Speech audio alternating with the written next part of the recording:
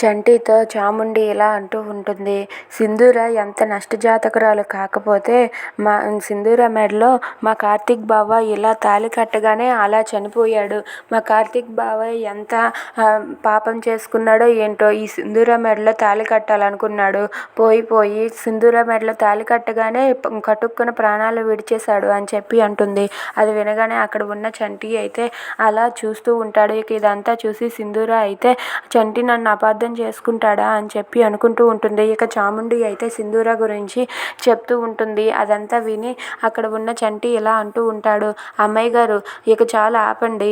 మీరు ఇవన్నీ అన్నందుకు మీరు మా అమ్మాయి గారికి ఒక సారీ చెప్పండి అని చెప్పి అంటూ ఉంటాడు. అది వినగానే చాముండి అయితే ఏమాత్రం పట్టించుకోదు. ఏంటి నేను సారీ చెప్పాలా అని అంటుంది.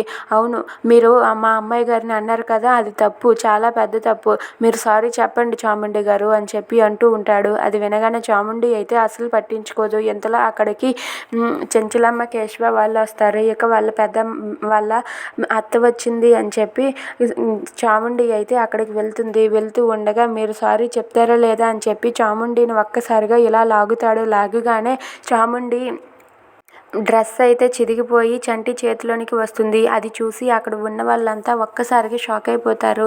ఇక చాముండిని బలవంతం చేసినట్లుగా అక్కడ చెంచలమ్మకి కనిపిస్తుంది.